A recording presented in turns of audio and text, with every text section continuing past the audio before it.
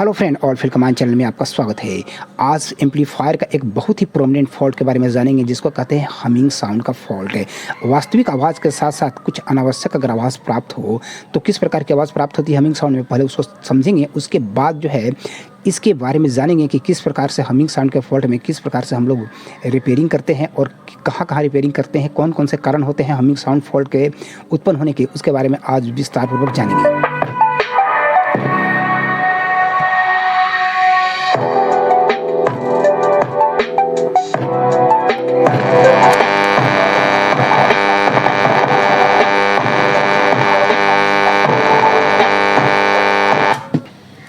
तो हमिंग के फॉल्ट में चाहे वो किसी भी प्रकार का साउंड सिस्टम हो तो उसमें हम लोग मुख्य रूप से 4 प्रकार के जांच करते हैं। प्रोमिनेंट जो है 4 जांच करते हैं।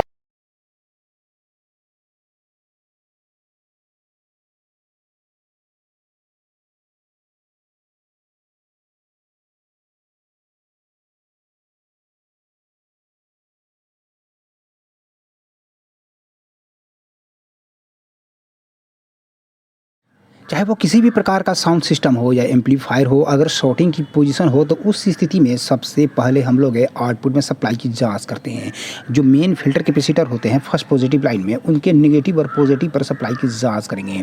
और अगर सप्लाई जो है काफ़ी लो प्राप्त हो तो उस स्थिति में हम लोग फर्स्ट पॉजिटिव लाइन से रिलेटेड कंपोनेंट की जांच करते हैं और साथ ही साथ यहाँ पर लगे हुए दोनों कैपेसिटर और यहाँ पर जो 4 डायोड जो लगे होते हैं एसी को डीसी बदलने के लिए, इनकी जांच करते हैं। और आउटपुट में अगर शॉर्टिंग की स्थिति हो तो आउटपुट में लगे हुए चारों ट्रांजिस्टर, यहाँ देखेंगे कि 4 3055 ट्रांजिस्टर एम्पलीफायर के साथ लगे होते हैं, तो चारों ट्रांजिस्टर की जांच करेंगे। और साथ ही साथ इनके बेस से रिलेटेड कंपोनेंट जितने भी होते हैं तो इनसे बेस से रिलेटेड देखेंगे कि एक चैनल के लिए यहाँ पर 2 ट्रांजिस्टर लगे हुए हैं और दूसरे चैनल के लिए देखेंगे कि यहाँ पर 2 ट्रांजिस्टर लगे हुए हैं।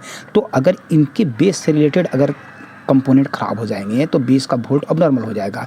और चूँकि ये ट्रांजिस्टर जो लगे होते हैं इनका एक ट्रांजिस्टर का इमीटर डायरेक्ट नेगेटिव लाइन से जुड़ा होता है और एक ट्रांजिस्टर का कलेक्टर डायरेक्ट पॉजिटिव लाइन से जुड़ा होता है, तो उस स्थिति में शॉर्टिंग की स्थिति पैदा हो जाती है।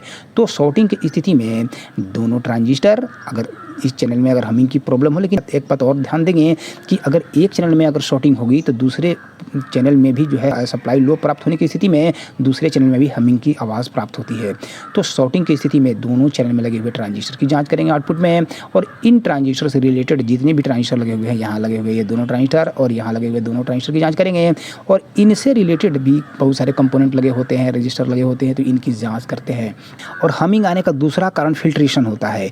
AC वोल्ट को DC में बदलते हैं। हम लोग जानते हैं कि साउंड सिस्टम में AC को DC में सबसे पहले बदला जाता है। तो अगर साउंड सिस्टम अगर 220 वोल्ट AC पर चलाना चाहते हैं तो उसके लिए हम लोग स्टेप डाउन ट्रांसफार्मर यूज़ में लाते हैं। तो ट्रांसफार्मर के द्वारा AC वोल्ट को सबसे पहले लो किया जाता है। 220 वोल्ट AC को ट्रांसफार्मर के प्राइमरी में 220 वोल्ट की सप्लाई देते हैं, 220 वोल्ट की सप्लाई देते हैं। तो स्टेप डाउन जो ट्रांसफार्मर होता है उस वोल्ट को जो है लो वोल्ट में बदलने का काम करता है। तो लो वोल्ट के AC को जैसे ही इस बोर्ड को देते हैं तो बोर्ड में देखेंगे कि रेक्टिफिकेशन के लिए 4 डायोड लगे होते हैं। यहाँ देखेंगे कि 4 डायोड लगे हुए AC वोल्ट को DC बदलने के लिए, और DC वोल्ट को पूर्णतः फिल्टर करने के लिए यहाँ पर 2 कैपेसिटर लगे होते हैं फर्स्ट पॉजिटिव लाइन में।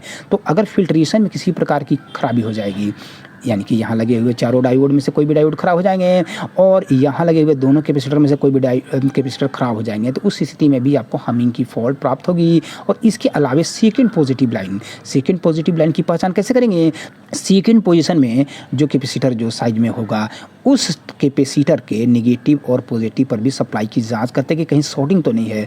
सेकंड पॉजिटिव लाइन में भी शॉर्टिंग हो जाएगी, सेकंड पॉजिटिव लाइन से रिलेटेड अगर कंपोनेंट खराब हो जाएंगे तो उस स्थिति में भी आपको हमिंग की फॉल्ट प्राप्त होगी। तो हमिंग की फॉल्ट में फिल्ट्रेशन में यहाँ पर लगे हुए तीनों कैपेसिटर की जांच करते हैं, कहीं फट तो नहीं गए हैं, कहीं फुल तो नहीं गए हैं, या कहीं ये लीक तो नहीं कर गए हैं, कहीं कमज़ोर तो नहीं पड़ गए हैं, इनकी जाँच करते हैं। और साथ ही साथ यहाँ लगे हुए चारों डायोड की जाँच करते हैं। हमिंग प्रॉब्लम का एक तीसरा कारण है चेसिस ग्राउंड से रिलेटेड खराबी होती है।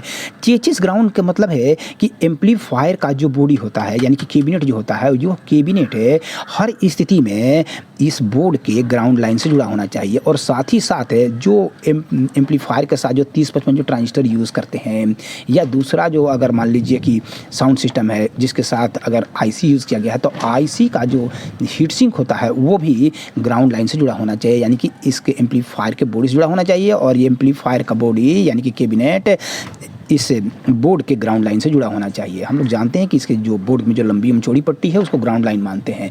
तो हर स्थिति में एम्पलीफायर का जो कैबिनेट होता है, जो कैबिनेट होगा वो ग्राउंड लाइन से जुड़ा होना चाहिए। और साथ ही साथ जो एम्पलीफायर के अंदर जो हम लोग ट्रांसफार्मर यूज़ में लाते हैं, उस ट्रांसफार्मर का बॉडी भी ग्राउंड लाइन से जुड़ा होना चाहिए, यानी कि इसके चेची से जुड़ा होना चाहिए, कैबिनेट से जुड़ा होना चाहिए। अगर ये नहीं जुड़ेंगे सही रूप से, और साथ ही साथ वॉल्यूम कंट्रोल यूज़ में लाते हैं, तो वॉल्यूम कंट्रोल के जितने भी ऊपर वाले जो कोवर होते हैं तो वे भी जो है ग्राउंड लाइन से जुड़े होने चाहिए।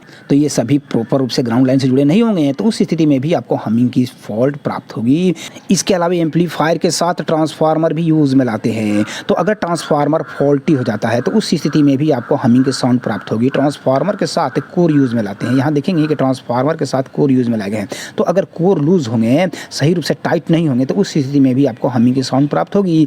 और अगर ट्रांसफार्मर आंशिक रूप से जल जाता है या ट्रांसफार्मर पर ओवरलोड प्राप्त होगी, ओवरलोड का प्राप्त होती है जब एसी को डीसी में बदलने के लिए यहाँ पर लगे हुए चारों डायोड में से कोई डायोड खराब हो जाएंगे, या आउटपुट लाइन में लगे हुए कोई ट्रांजिस्टर अगर खराब हो जाते हैं, तो शॉर्टिंग की स्थिति में ट्रांसफार्मर पर ओवरलोड प्राप्त होगी, तो उस स्थिति में हमिंग की आवाज़ प्राप्त होगी। तो मुख्य रूप से 4 ऐसे रीज़न होते हैं, कारण होते हैं जिसके कारण हमिंग की प्रॉब्लम पैदा होती है। तो थैंक यू वेरी मच जो आपने इस पूरी वीडियो को वॉच किया। और हम चाहेंगे कि अगर आपने अभी तक ऑल फील्ड कमांड चैनल को सब्सक्राइब नहीं किया है तो सब्सक्राइब करें, और वीडियो अच्छा लगे तो लाइक करें। धन्यवाद।